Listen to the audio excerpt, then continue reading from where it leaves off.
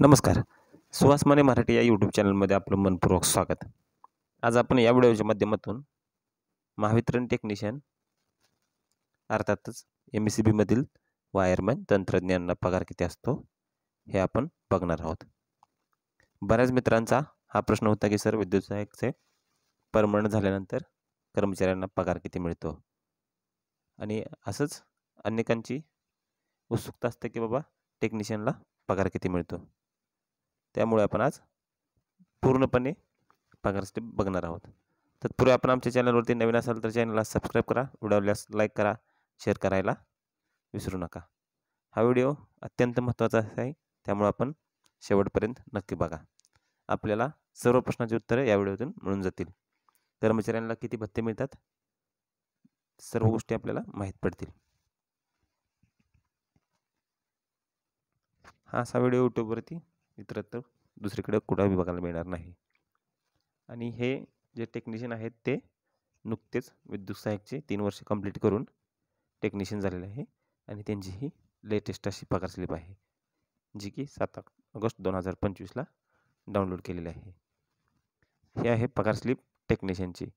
पगार स्लिपवरती सुरुवातीला Maharashtra state electricity distribution company limited pay slip for जुलै 2025 असं आहे. अकाउंटिंग युनिट नेम आहे सोलापूर अर्बन डिव्हिजन. ही पगार स्लिप शहरामध्ये काम करणाऱ्या वायरमनची आहे. इकडं कोपऱ्यामध्ये सेक्शनचं नाव येते सोलापूर लक्ष्मी मार्केट सेक्शन. आपल्या पगार स्लिपवरती सुरुवातीला डाव्या कोपऱ्यामध्ये एम्प्लॉई नंबर आणि CPF नंबर असतो. माहितीसाठी मी कोणाची इन्फॉर्मेशन लीक होणे यासाठी सर्व हाईड केलेलं आहे. त्याच्या खाली कॉल असते EPS नंबर, नंतर आहे employee name, date of birth आहे, इकडं पद आहे टेक्निशियन, पे स्केल आहे, हे पे स्केल बेसिकचं आहे 30,800 ते 605, 33,825 ते 730, 41,125 ते 845 यांचं बेसिक रेट आहे. मूळ भत्ता, मूळ पगार आहे 32,010 रुपये. तसंच पगार स्लिपला डाव्या कोपऱ्यामध्ये आहे डेट ऑफ जॉईनिंग, ह्याने कधी जॉईन झालं ते 17/11/2021ला. त्याच्या खालोखाल आहे next increment due, quarter type, date of retirement, payment mode. आता आपण एक एक गोष्टी क्लिअर बघणार आहोत. हे जे टेक्निशियन आहेत ते सरकारच्या म्हणजेच MSCBच्या क्वार्टरमध्ये राहतात, त्यामुळे ह्यांना HRA हा मिळत नाही. HRA आपल्याला माहीत आहे हाऊस रेंट अलाउन्स, थोडक्यात घरभाडे भत्ता. जे पण लोक क्वार्टरला असतील त्यांना हा भत्ता मिळणार नाही, त्यामुळे आपल्याला ही पगार थोडी कमी वाटेल. आपण एक एक गोष्टी क्लिअर करायला चालू करू. सर्वप्रथम आपल्याला दिसते बेसिक सॅलरी. यांची बेसिक सॅलरी आहे 32,010 रुपये. DA अलाउन्स आहे 16,965 रुपये. सरकारी कर्मचाऱ्यांना DA हा वर्षातून 2 वेळेस वाढतो. एकदा वाढतो जानेवारीमध्ये आणि एकदा वाढतो जुलैमध्ये. सध्याला DA हा 53% दरानं चालू आहे. त्याच्या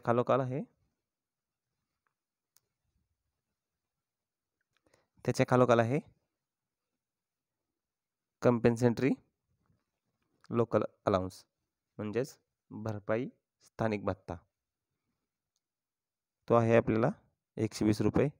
यांचा DA आहे 16,965 रुपये. त्याच्या खालोखाल आहे इलेक्ट्रिकल चार्जेस अलाउन्स, वीज भत्ता आहे 415. विशेष भरपाई भत्ता आहे 240 रुपये. हेवी ड्युटी अलाउन्स आहे जडकाम भत्ता 125 रुपये.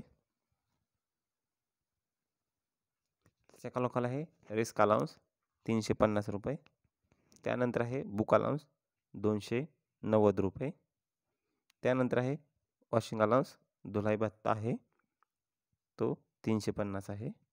प्रो टेक्निकल भत्ता हा चतुर्थ श्रेणी कर्मचाऱ्यांना किंवा टेक्निशियन लोकांना भेटतो, तो आहे 1,000 रुपये. त्याच्या खालोखाल आहे क्षेत्रीय लाभ म्हणून 415 रुपये. Freeze benefit. त्याच्या खालोखाल आहे कन्व्हेन्स अलाउन्स 8 लिटरचा आहे. ह्याला पेट्रोल भत्ता किंवा प्रवास भत्ता तरी पण म्हटलं तरी चालेल. आणि ह्या पगार स्लिपमध्ये मी मगा म्हटल्याप्रमाणे याच्यामध्ये HRA भेटलेला नाही. HRA हा हाऊस रेंट अलाउन्स असतो, हे आपल्याला माहिती आहे. आणि HRA हा शहरात वेगळा, खेड्यात वेगळा असा आहे. आणि तो महागाई भत्त्याच्या दरानुसार कॅल्क्युलेट केला जातो.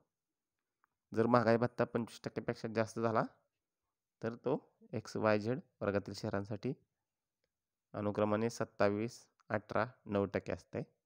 आणि जर DA 50% जास्त झाल्यावर 30, 20, 10% असं असते. ह्या बेसिक प्रमाणे आपण विचार केला तर HRA भेटायला पाहिजे आपल्याला 6,402 रुपये. उजव्या कोपऱ्यात आहे डिडक्शन. कर्मचाऱ्याच्या पगारामधून काय काय वजावट केली जाते हे इथं दिलेलं आहे. हे आहे कंपनी एम्प्लॉई CPF कॉन्ट्रीब्युशन 5,877, अर्थातच कर्मचारी CPF योगदान. त्याच्या खालोखाल आहे एज्युकेशन सेस, ते काय 0 आहे. वॉटर चार्जेस, पाणी शुल्क 1 रुपया आहे. क्वार्टर रेंट रिकव्हरी, वसतिगृह हप्त्याची वसुली आहे 97 रुपये.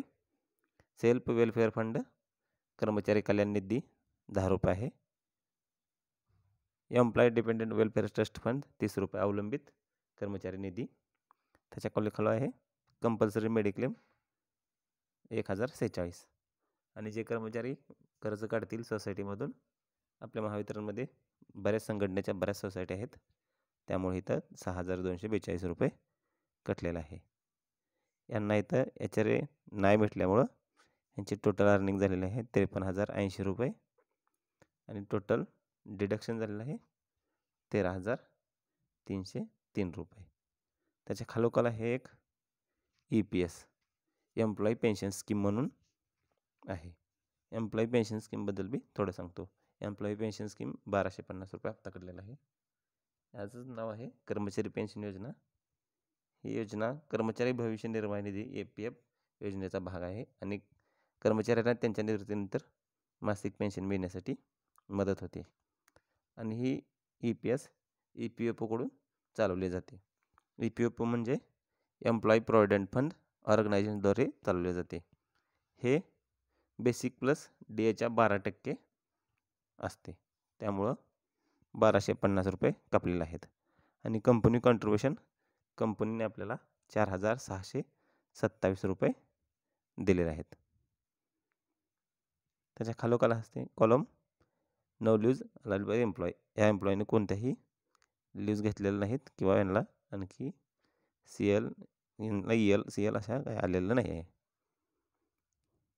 त्याच्या खालोखाल रजिस्ट्रेशन नंबर आहे हा CPFचा, जे की आपण आई वडील भाऊ बहीण किंवा मुले असतील तर पती मुलगा यांना आपण करू शकतो.